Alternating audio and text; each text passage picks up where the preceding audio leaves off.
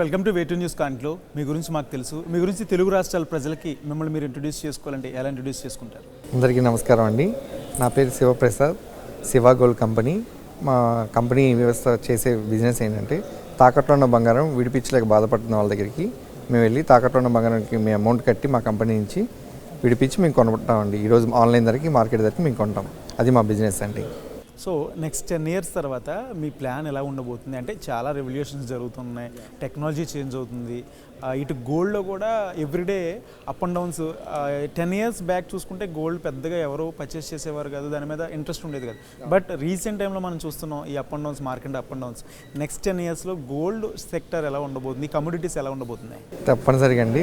రాను ఇప్పుడు రేటు బాగా హై అవుతుంది. చూస్తుంటే ఇప్పుడు లాస్ట్ 10 yearsకి ఇప్పటికి ఇంకా టూ మచ్ హై అవుతుంది. ఎవరు మిడిల్ క్లాస్ కొనే పరిస్థితి కూడా లేకుండా అయిపోతుంది. కానీ ఎప్పుడైనా సరే ఇంకా గోల్డ్ రేట్ పెరుగుతుంది, కానీ ఇంకా తగ్గే ఇది ఉండదు. చాలామంది అంటున్నారు 10,000 బిలో వచ్చేసి 5,000 బిలో వస్తుంది అంటున్నారు, కానీ అదేమి ఉండకపోవచ్చు. మ్యాక్సిమం ఇంకా హై అవుతుంది. ఇలాంటి మేము బిజినెస్ చేసిన దాని ప్రకారం చూస్తే అప్పుడు 10 years మేము స్టార్ట్ చేస్తే 10 years అవుతుంది. 18 yearsతో మా జర్నీ 5 years నుంచి రన్ అవుతుంది. ఈ జర్నీ స్టార్ట్ అప్పటి నుంచి మేము చూస్తున్నట్టే ఎవ్రీ ఇయర్కి హైక్ వస్తూనే ఉంది. లాస్ట్ 2 years చూస్తే కనుక టూ మచ్ హై అండి. ఎవరు ఎక్స్పెక్ట్ చేయని విధంగా హై అవుతూ వస్తుంది. అదండి సార్, జనరల్గా సాధారణ పీపుల్కి గోల్డ్కి సంబంధించి ఇన్వెస్ట్ చేసేటప్పుడు చాలా డౌట్స్ వస్తాయి.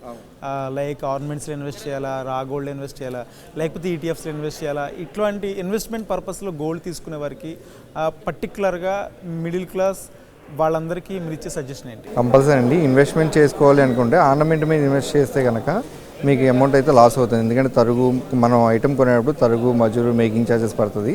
అదే రా మెటీరియల్ 24 carats కొనుక్కుంటే కనుక దానికి తరుగు ఉండదు. ఓన్లీ గవర్నమెంట్కి జీఎస్టీ కడితే మనకు సరిపోతుంది. అది ఏ రోజు ఆన్లైన్ ధరకి ఆ రోజు రేటు మీకు వచ్చేస్తుంది. ఆర్నమెంట్ వచ్చేసరిలో మీకు 10 grams వచ్చేస్తే 1 gram తరుగు ఉంటుందండి. డెఫినెట్గా ఐటమ్ తీసుకోండి. మనం ఇన్వెస్ట్మెంట్ చేసి ఉంచుకోదలుచుకుంటే కనుక రా మెటీరియల్ మీద మీరు చేసుకుంటే 24 carats మీద ఇన్వెస్ట్మెంట్ చేసుకుంటే చాలా యూజ్ అవుతుంది. బట్ ఇఫ్ ఎనీ ఎమర్జెన్సీ సిచ్యువేషన్లో ఈ రా గోల్డ్ మీద మనం లోన్స్ తీసుకునే పాసిబిలిటీస్ ఉంటుందా? డెఫినెట్లీ అండి. డెఫినెట్గా మీకు బ్యాంక్ సెక్టర్ కూడా తీసుకుంటారు.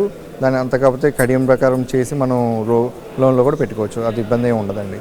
Thank you sir, thank you so much for coming to Way two news కాంట్లో. థ్యాంక్ యూ సో మచ్ అండి.